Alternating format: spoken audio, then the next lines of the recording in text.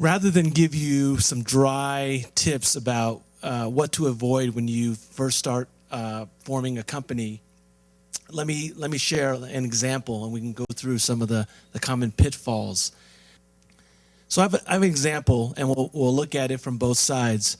I have an example of someone that moved to Los Angeles and was hired by a we'll call him an entrepreneur, a non-developer entrepreneur, to build an e-commerce platform. And this person was excited about that idea. I think a lot of times developers are very excited to build things. They're very nice and good people generally. They sometimes don't even think about necessarily the pay or the ownership stake. So they're just excited to build something very exciting. So this developer agreed to start building a platform. He, even though he moved to LA, he wasn't paid very much. He was just given maybe a couple $100s a month to, for rent and food. So he was happy to do this. And the entrepreneur told him, hey, let's we'll develop this technology, we'll build a company, and we'll split the company 50-50. We'll share in it equally. Developer's actually obviously pretty excited. He starts developing the technology for over 3 months, and he's getting paid a couple $100s a month. And then 3 months later, the entrepreneur kind of loses focus and decides to do some other things and stops paying him. And the developer, could easily quit as well, but he in this case, he decides to keep going. And instead, he actually ends up developing a very interesting platform, in e-commerce platform. And so by month 6, he's done it all on his own. And he's shown it to a few people who've told other people, and he's got some angel investors interested in his business. And then the investor starts asking, for legal documents about the company and everything. And then the developer realizes that he doesn't have anything. He has an agreement with the entrepreneur that they were going to start a company and split it 50-50. Now, that would cause most investors to pause because there's no legal documentation. There's no the IP, even though it was developed by the developer, there wasn't any agreement to do that. Who owns the IP? He was paid a couple $100s to work on it for a while, but then payments were stopped, so he kept developing the product. Who owns this technology? Who owns this company? Let's talk about equity and control.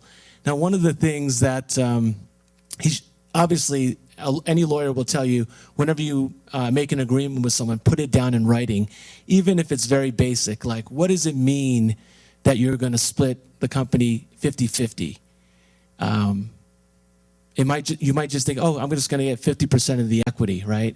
And so what happens when you give 50% of equity to a co-founder and you start a company? This developer never thought about what happens when that other person holding 50% of the company decides to quit.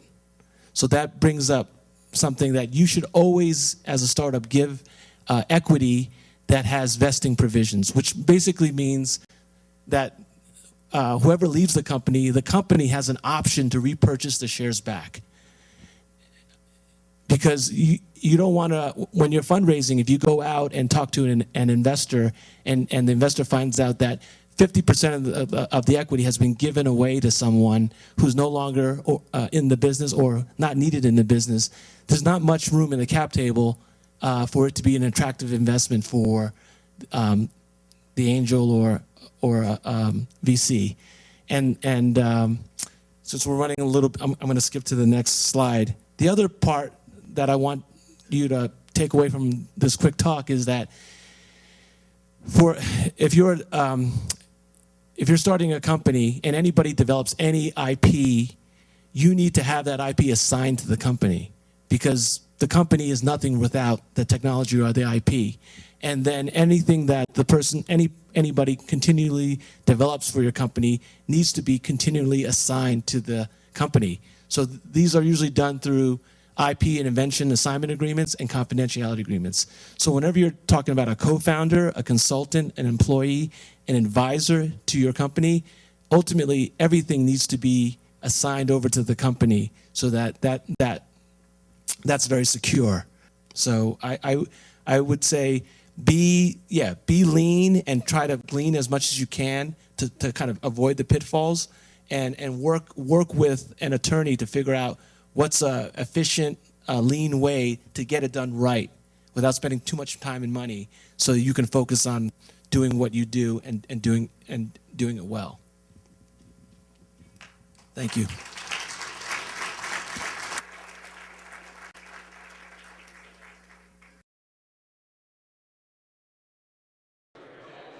Hi, my name is Jennifer Gosse. I'm the Chief Marketing Officer of Tracky, and we're actually a social collaboration platform. What makes us different is we're actually trying to simplify your life by letting you manage your personal to-dos, which we all have tons of, your professional projects, so collaborating with your team, department, company, and even vendors and clients, as well as your social circles. And we're really excited about what's going on with our community here, and Tracky is launching publicly in early March. So we'd love you to check it out.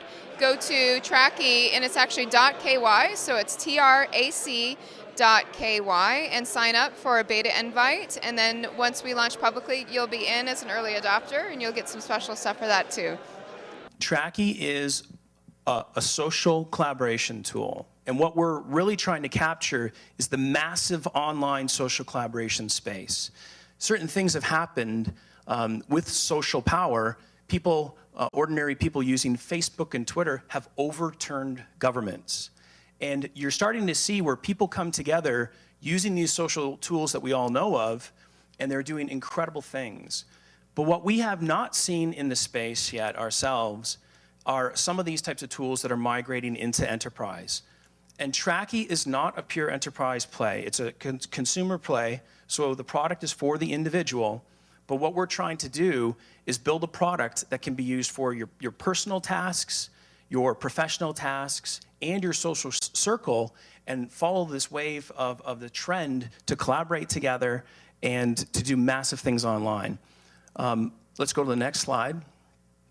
One of the things that we're very excited about is kind of like the pre-Google days. Social collaboration for enterprise is one of the fastest growing markets that there is. And in the next 4 years, it's going to see compound growth of over 61% annually to a $6.4 billion market by 2016. So we're very excited about that. This is my dashboard. You can go ahead and just close that first task. And we've modeled it to be similar to Twitter or other social systems out there. Underneath my profile picture, you're seeing the different people that I'm connected to. You're seeing the different groups that I'm involved with. And Jen, if you just want to go click on the Tracky logo up in the top left, this is my default view, and you see all the combined tasks that I'm working on individually. So let's go ahead and enter a task to show you how you do that. We'll go ahead and click over to Launch Up, a different group that I'm a part of. And we'll enter a task, and we'll just say, upload the video from the recording tonight. And then anyone who's in this group is now going to be alerted to this. We can go ahead, and once that track is created, we can bring people and drag them into that task, and you'll see that they're now responsible for that.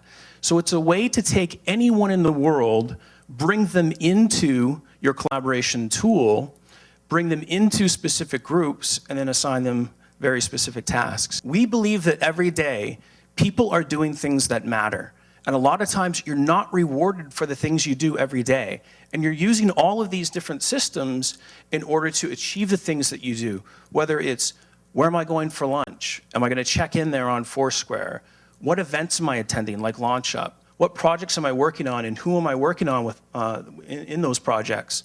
Tracky enables you to have one tool to manage everything with everyone, and then start to push that out, whether you want to push it to Twitter or it simply resides on your public stream and is indicated as a public task. Right now, there's a lot of collaboration tools out there, such as Basecamp and other things, but they're primarily for internal teams. and you can't just meet someone here tonight and start instantly working on a project with them. So we're very excited about the technology. We love the interface, and we're excited to launch either end of March or, beginning of March or end of February. We will be inviting all of you to come out to that and participate in our launch event. So far, we've raised almost $1 million in funding. We have a great team. We're getting ready to do a Series A round of financing for our company. We've landed our first major account. It's an organization that's purchased over 1,000 licenses, so we're already starting to get traction and revenue. We have a large number of groups that are using this. For example, we do organize some of LaunchUp on Tracky, parts of Momo on Tracky, other individual companies locally that are using it, and then national companies. So that's the new Tracky. We're very excited to share that with you tonight. It's one of the first time a lot of you have seen it. It is a private beta invite right now. We will be approving a lot of you who have signed up for it and showing you how to use the product more. There's the ability to start an entire thread of conversation back and forth around a task. So you can do a call out for everyone in an organization. Hey, we want to do this initiative. Who wants to support it? Who wants to be involved? People then join that task or join that group, and then they can start to collaborate. They can upload information. Jen, if you'd like to drop in a document off the desktop. It's also kind of like a Dropbox thing, so you can centrally share and organize and collaborate on documents and everything. And we're finding that the barriers of language, the barriers of geography, the barriers of hierarchy, communication within organizations, email chains are crazy nowadays. Try sending an email to 1,000 people, have them show up to an event. I can be there, or I'll be there late. I can make it at this time. I can do it at that. And how do you keep track of all of that and organize it? So this type of system enables massive collaboration on a global basis within organizations and really get your members involved. And we're finding that there's a real need for something like this, a simple interface, and it's something that's familiar to the Facebooks and Twitters that everyone's familiar with. And so they're adopting it quickly. We just really appreciate your support. So thank you so much, and thank you for the opportunity to show you Tracky.